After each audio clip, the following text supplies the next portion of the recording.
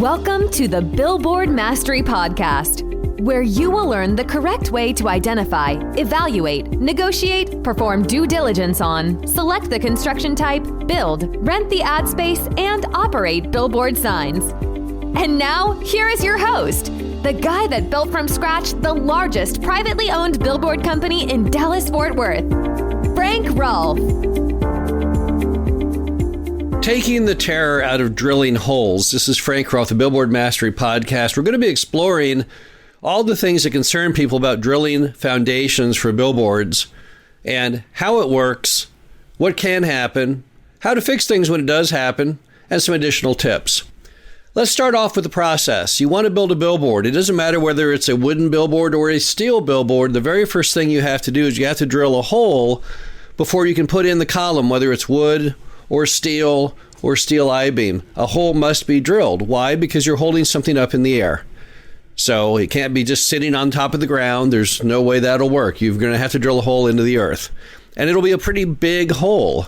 Typically a wooden telephone pole sign, those holes are still going to go down 6 to 10 feet in the ground, and those big monopole signs may go down as much as 20 feet or more. I once drilled one that went down 40 feet into the ground. Now, what happens when you do this? How does it work? Well, they bring out a machine called an auger. It looks like an electric drill, only attached to a giant piece of machinery.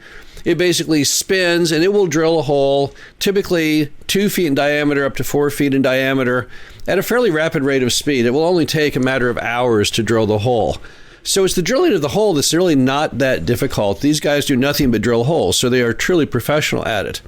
The problem is, what happens when you drill down and you don't get to go where you thought you were going to go? So sometimes, as a drill is drilling, it encounters rock. What do you do when you hit rock? Well, rock is very, very expensive to fix because the drill bit cannot go through rock. It can only go through dirt. When it hits rock, it stops. Now, they make drill bits that can drill through rock, but they are smaller in diameter. So what they have to do is they have to drill over and over and over through the rock, trying to break a hole big enough that your bigger bit can fit through it. And it adds a ton onto the cost. Thousands and thousands and thousands of dollars if you hit a rock. So what happens a lot of times is if it's a billboard out in a big open field, you'll just want to move the hole over to where there's no rock. Because sometimes these boulders are in very finite positions. It's normally not a big old strata of rock. It's just an individual boulder of some type. But sometimes you can't move the stone. So if you can't move over because there's no room, then all you can do is try and drill through it and ask the person drilling the hole what the cost will be to do so. I would definitely want to get the price up front because based on what happens, you wouldn't want to be caught with a gigantic bill that you cannot afford to pay. Another common thing when you're drilling that hole is you'll encounter water. Now, why do you encounter water? Well, because the earth, although you may not know it, has all these underground rivers running through it. And there's water flowing at all times underground. And sometimes when you drill down, you hit one of these kind of water aquifer kind of arrangements, or you just have a lot of water in the soil. So what happens when you hit water is you'll drill the hole and suddenly, instead of bringing out dirt, you bring up mud. And then sometimes a whole lot of water along with that mud. Sometimes it's just kind of slightly muddy, and sometimes it's literally like just muddy water. So what happened now is you've hit water. Now, that's not the end of the movie when you're drilling the hole, but it depends on how much water there is. If the water content isn't quite that much, if it's coming out just kind of a soft mud kind of thing, you can typically continue to drill down, but at some point that hole will start caving in. Now, again, that's not necessarily bad for the billboard foundation. That's called a bell hole foundation. And what it means is the foundation looks like a pyramid, where the top of the pyramid is basically the top of the earth. And at the bottom, it becomes very wide. That actually adds strength to the billboard, many people believe, because now, in the event of a high windstorm, you have a bigger foundation underground to hold it in place. Now, if it's losing a lot of water such that the thing just starts collapsing like crazy, not only down deep, but also in the middle and even up to the top, then you have to do what's called casing the hole. That means you have to bring out a piece of metal pipe and drill down through that metal pipe. So the metal pipe goes around the exterior of the hole. You've seen this on shows as the Mysteries of Oak Island when they're digging those giant shafts, they have to case those holes. But you also see it on just a regular old water well where they put a case down those little water wells too. However, it's very expensive when you start casing the hole. So hopefully you don't have to case the hole. When you case the hole, that may drive your cost up just as bad as if you hit rock. Now, if you hit moist soil, not such that you have to case it, there's another trick you can do on that. You can actually pour through a company called Customcrete or something similar, concrete down that hole that does not have hardly any water in it. So what you're doing is you're allowing the water in the earth to become the water that becomes part of the concrete. And that gives you a much better concrete. If you put regular wet concrete and mix in a whole bunch of water, well, you're going to dilute the concrete. So they can actually custom make the concrete. And in some cases, they'll pour into that hole the mixed up mixture of concrete completely dry, which then mixes with the earth's water to fill that in. So that's another option you can do when you have the hole that has a lot of concrete, a lot of water in it, but not so much that you have to case it.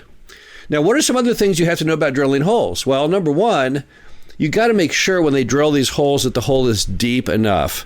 That's the key item. It's not so much even the diameters as the depth. If you look at what happens with signs when they fall down, it's typically not a diameter issue, because if you think about it, all that power, all that force at the top of the sign is being reflected in that fulcrum point below the earth. So if your hole was designed or should be 8 feet deep and they only drill it 6 feet deep, you could have a real problem on your hands from a safety standpoint. So I always like to stay there when they're drilling the hole with my own tape measure to measure how truly deep it is, because every so many feet they'll measure it. And you need to make sure they're not cheating. A lot of those guys realize that once they drill the hole, well, you're never going to catch on to how deep it truly was. Particularly if there's water and things going into the hole as they're drilling it.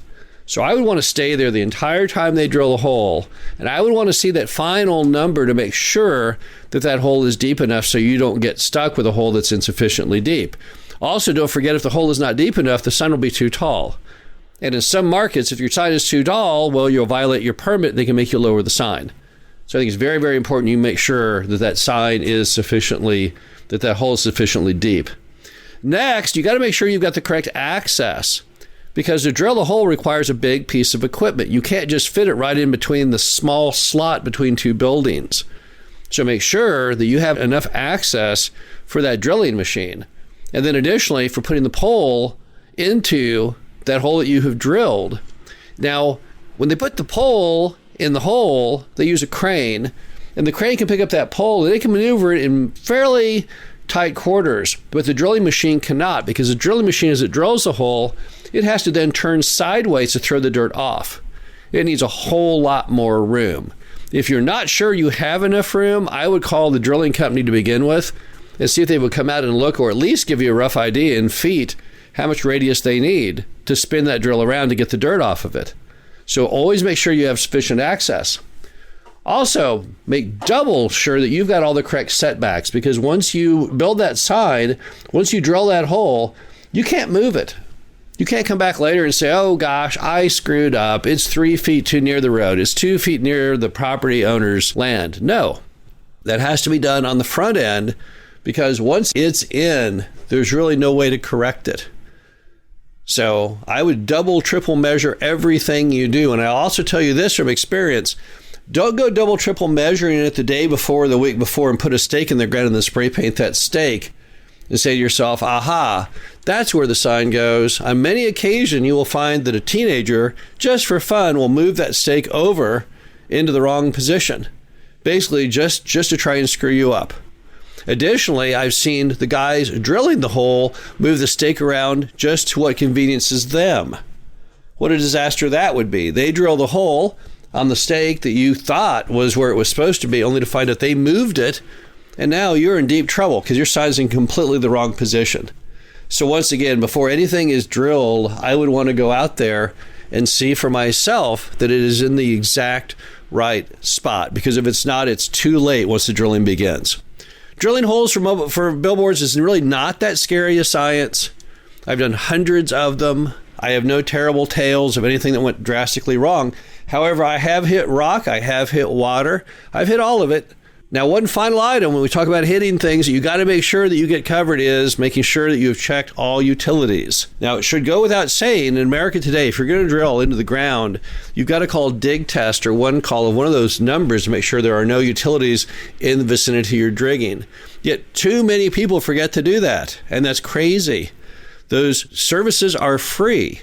They will come out and tell you and mark if there's any water lines, sewer lines, power lines, gas lines, cable lines, telephone lines, whatever the case may be. They'll mark that for you. And that is a very, very important item to have marked. If you hit those utilities, it can be very, very expensive. It can be financially life-ending if you hit fiber optic telephone. So just make sure before you drill anything, you have all the utilities identified. Again, if you follow these tips, you should have no problem drilling a nice hole, not having a problem, and then moving on to the next. This is Frank Roth, the Billboard Mastery Podcast. Hope you enjoyed this. Talk to you again soon. Thank you for listening to the Billboard Mastery Podcast. Be sure to visit us at www.billboardmastery.com, where you can find past episodes of this show, plus an array of information to help you successfully build, buy, and operate billboard signs.